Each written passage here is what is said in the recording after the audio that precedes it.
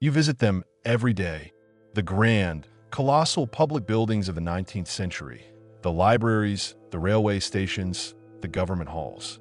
They were built on a scale that defies their supposed function. They are monuments to Victorian ambition, or so you were told. This is the silent architectural confession of the Great Reset. These buildings were not built to house books or trains. They were built to preserve and transmit a terrifying coded message about the global apocalypse. Look closely at the ornate carvings, the repetitive geometric patterns, and the strange, oversized details on the facades. These are not decorative flourishes.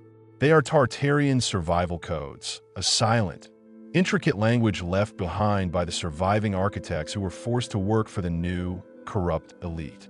They encoded the truth about the mud flood into the very stone. The libraries, in particular, are the most dangerous structures. Their massive foundations, their bizarre acoustic properties, and their sequestered archives prove they are not mere repositories of paper. They are architectural time capsules, designed to shield key Tartarian technological artifacts from the ongoing purges. This documentary will decode the geometric survival codes hidden in the stone, expose the true, forgotten purpose of the giant railway stations, and reveal the final warning left beneath your local library. Watch until the very end, subscribe this channel, like this video, and you will learn the exact location of the hidden Tartarian vault sealed beneath a major American civic building. The conspiracy is carved in the cornerstone. The new elite, obsessed with rewriting history, failed to account for the resistance mounted by the architects and masons who possessed the knowledge of Tartarian engineering. These skilled craftsmen, forced to restore the ruins, used the grand scale of the restoration to leave behind a permanent, encoded record. The codes are built on Tartarian geometry, the use of specific ratios, spirals, and fractal patterns that were key to their free energy system. These patterns, often found on the least inspected parts of the building, high cornices, internal pillar bases, were signals to future generations that the architecture was compromised and that the original schematics of the city were hidden within the building's dimensions. The 19th century architect was the ultimate secret agent. The architects left the map in the stone, but the most terrifying confession is hidden in the massive, central staircases of these buildings. The next segment will reveal the shocking evidence that these staircases were not for people. They were for Tartarian anti-gravity devices. The massive, ornate central staircases found in 19th century libraries, museums, and railway stations are visually impressive, but functionally absurd. They are often too wide, too shallow, and too inefficient for human foot traffic. This is the staircase hoax. The staircases were not designed for people. They were designed to conceal Tartarian anti-gravity lift systems. The new elite, unable to replicate or safely operate the original anti-gravity technology, tore out the central lift mechanisms and replaced them with the most plausible, mundane cover story: grand staircases. Evidence of this deception is found in the architectural details. 1. Implied voids. The central core of these staircases often features an unnaturally large, open well, perfectly sized for a vertical Tartarian transport beam. Point 2. Strange railings. The heavy, ornate metal railings were not just decorative. They were necessary safety barriers and magnetic dampeners to suppress residual energy left behind by the powerful Tartarian lifts. The most damning proof is found in the photographic record. Earlier, often blurry, photos of these buildings during the 19th century restoration show large, empty central shafts, with the staircase structure only being added later, often crudely. This proves that the staircase was a late-stage technological downgrade and a visual cover-up. The elite couldn't risk the population realizing that the buildings were designed for frictionless, anti-gravity movement. The anti-gravity secrets were hidden, but the buildings were also designed for sound. The next segment will expose the true, chilling purpose of the massive, domed reading rooms and waiting halls. They were not for quiet reflection, but for Tartarian sonic communication. The vast, domed reading rooms of the great libraries and the cavernous waiting halls of the railway stations were not built for acoustic excellence. They were built for Tartarian sonic communication and energy resonance. The Tartarian civilization utilized specific acoustic frequencies channeled through complex dome structures for energy transfer and planetary synchronization, similar to the sonic shield technology. The architects, knowing this function, were forced to incorporate these principles into the 19th century rebuild. This explains the bizarre acoustic properties of many of these halls. 1. Whispering galleries. The phenomenon where a whisper can be heard clearly across a massive dome is not an accident of geometry. It is a Tartarian acoustic feature designed for targeted, high-fidelity communication. Point 2. Oversized domes. The domes were necessary to harness and focus the ambient energy frequencies required for the free power system. The controllers, unable to destroy the fundamental acoustic geometry without destroying the entire building, repurposed the sound technology for mundane functions. The whispering gallery became a curiosity. The massive waiting room became a space for controlled, anonymous crowds. The 19th century elite used the dome to amplify the lie while simultaneously suppressing its true energetic function. The library, therefore, became a powerful, silent transmitter of forgotten power. The acoustic secrets were contained, but the financial motives were exposed in the railways. The next segment will reveal the shocking evidence that the vast, glass and steel railway sheds of the 19th century were not for trains, but for shielding and repairing massive Tartarian airships. The massive, vaulted, glass and steel structures of the 19th century railway stations are celebrated as the pinnacle of industrial engineering. This is the railway shed hoax. These colossal sheds were not built for trains. They were built to house, repair, and shield the remnants of the Tartarian aerial fleet. Look at the disproportionate height and breadth of these sheds. They are far too large for the trains they contained. The glass and steel construction, unique for the time, was necessary for two reasons. 1.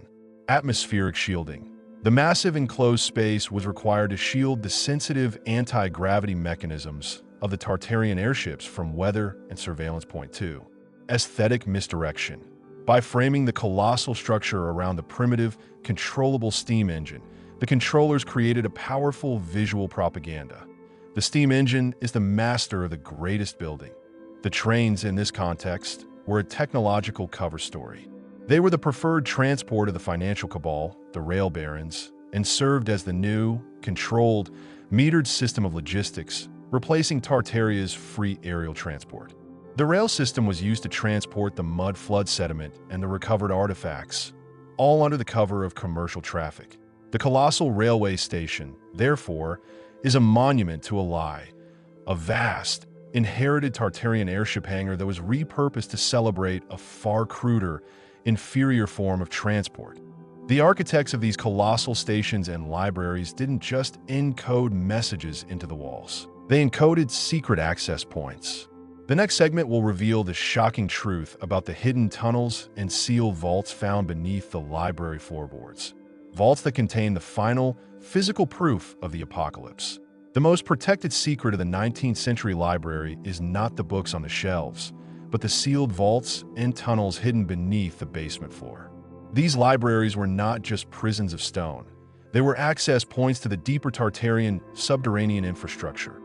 Early architectural plans of these libraries often show complex sub-basement levels that were later officially abandoned or deemed structurally unsound.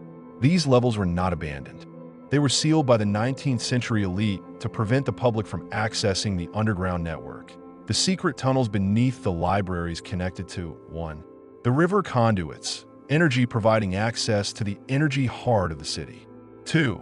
The original archives.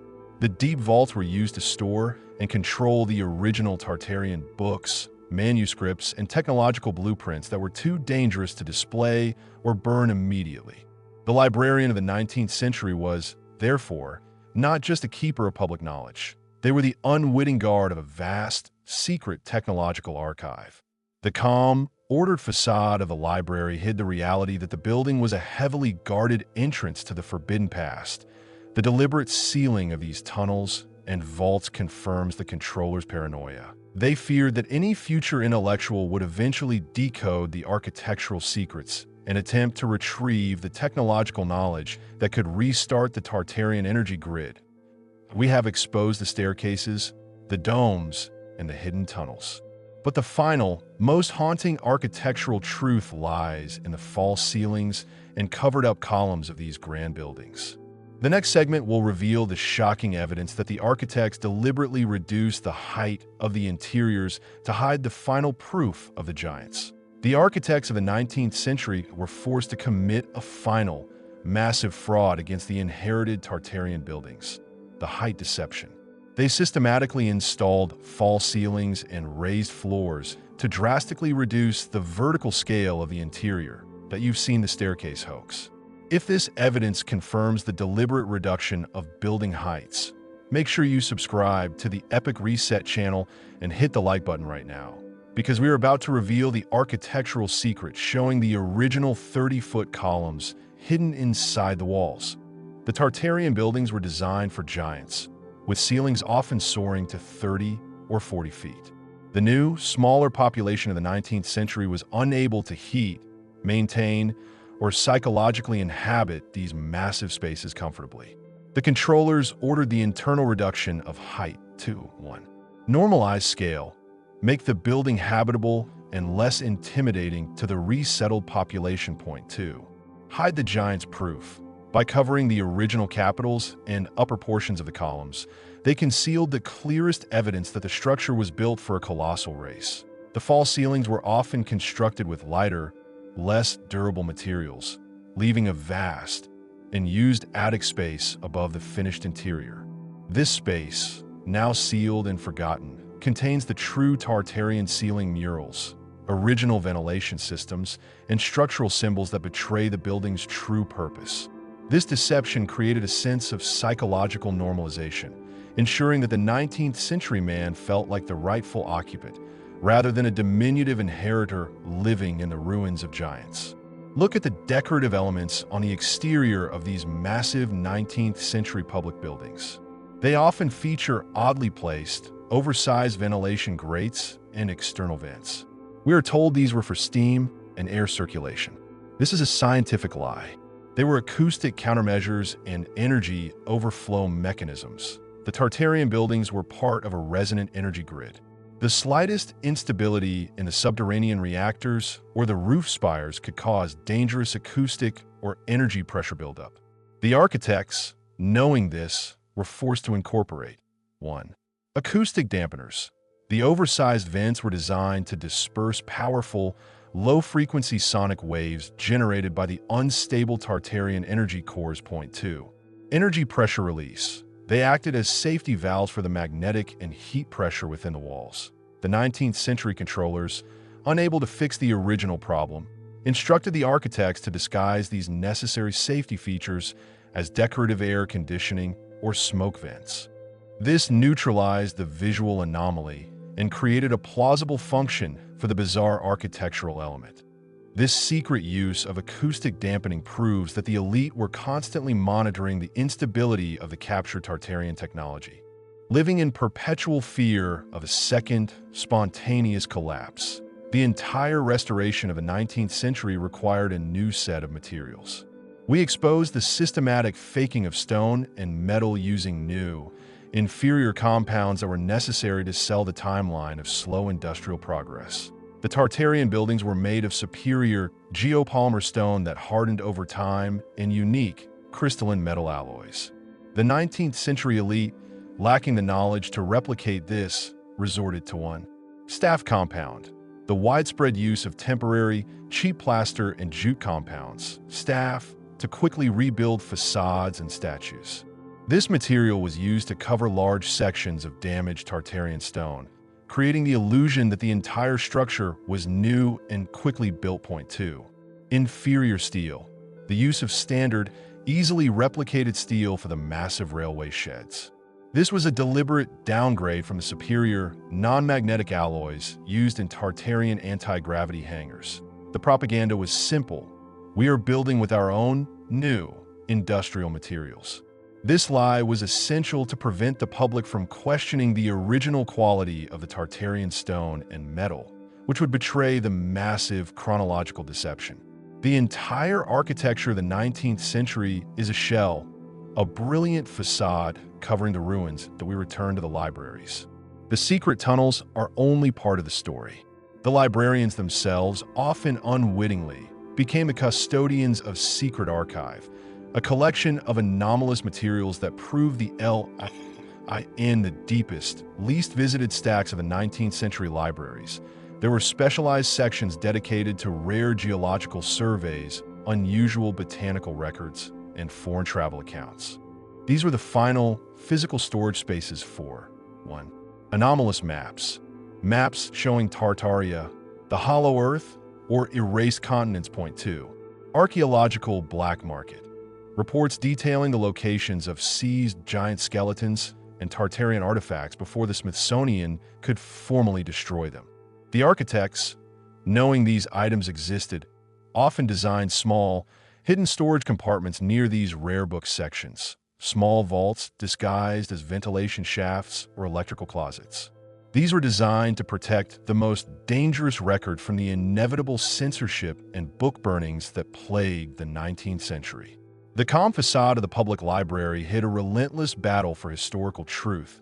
The final, chilling architectural secret involves the most iconic public structure of the 19th century, the clock tower. We reveal the shocking evidence that these towers were not just for telling time. They were acoustic control weapons used to influence the psychological state of the population. The Tartarians used high towers for energy collection. The 19th century controllers, seizing these structures, repurposed them for sonic manipulation. The massive bronze bells within the towers were not just for signaling time. They were designed to emit powerful, low-frequency sound waves. The rhythmic, pervasive sound of the clock bells across the cities was a psychological tool. 1. Rhythmic control. The constant, repetitive sound created a sense of rigid order and control, suppressing the anxiety left by the collapse. 2. Acoustic weaponry. The bells could be used to emit infrasound pulses, the same psychological dread tones used by the panic artifact, to quell localized riots or dissent.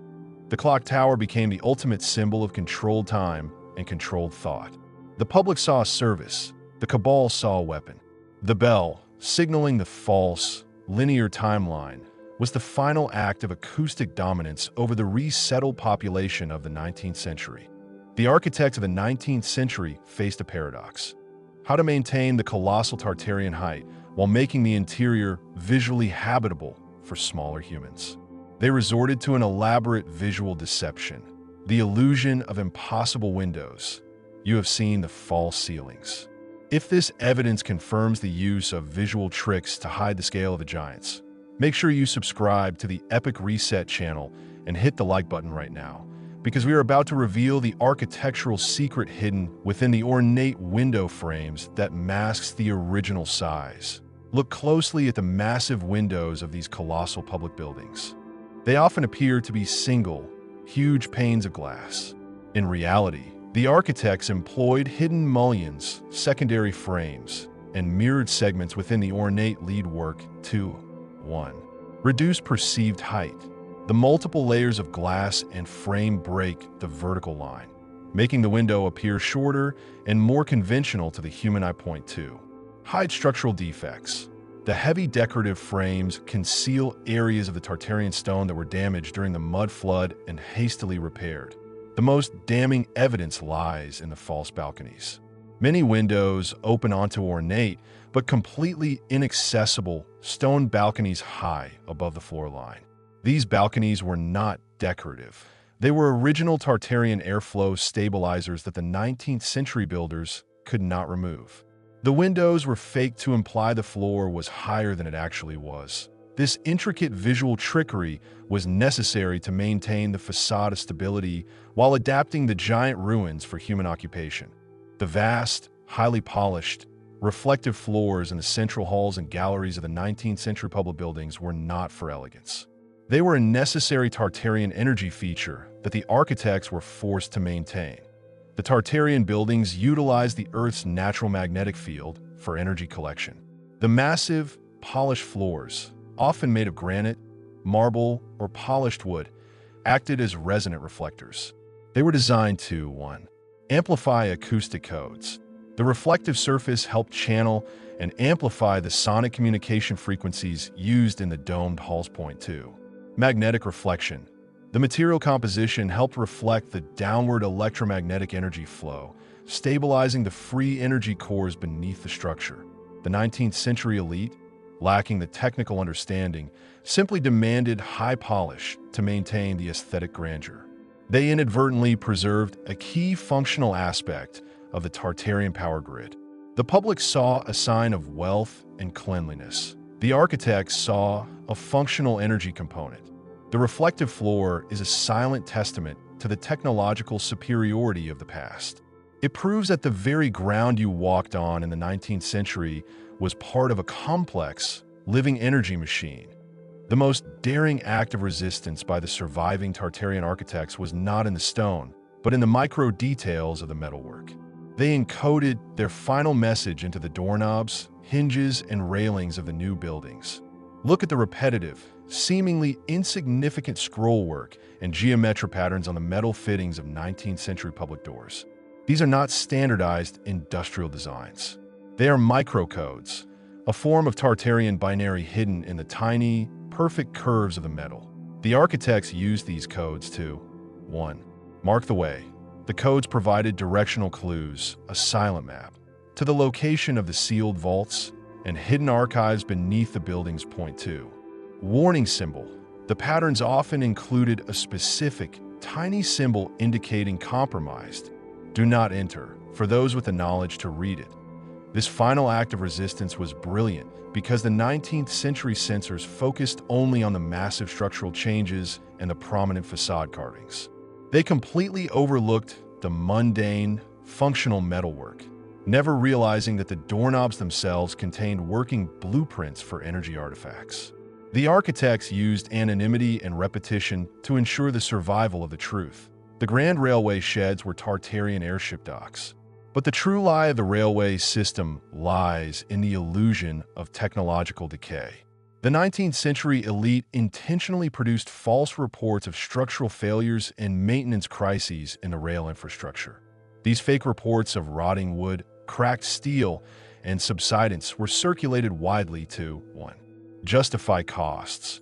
They legitimized the massive public spending required to maintain and constantly repair the unstable, inherited Tartarian foundations.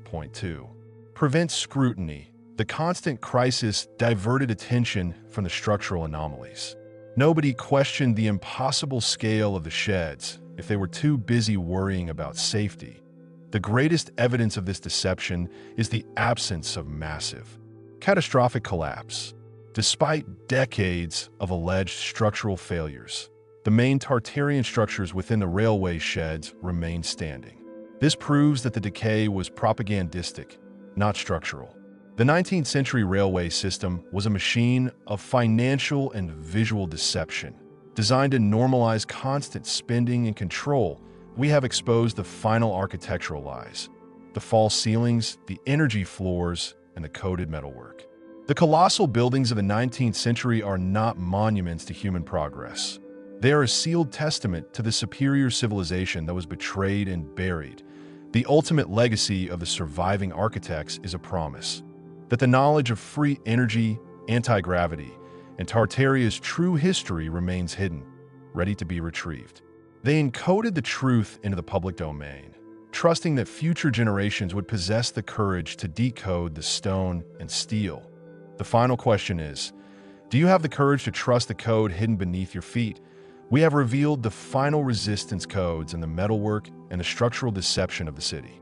If this video has opened your eyes to the living lie of your urban environment, then subscribe to Epoch Reset, hit that notification bell, and leave a comment below right now.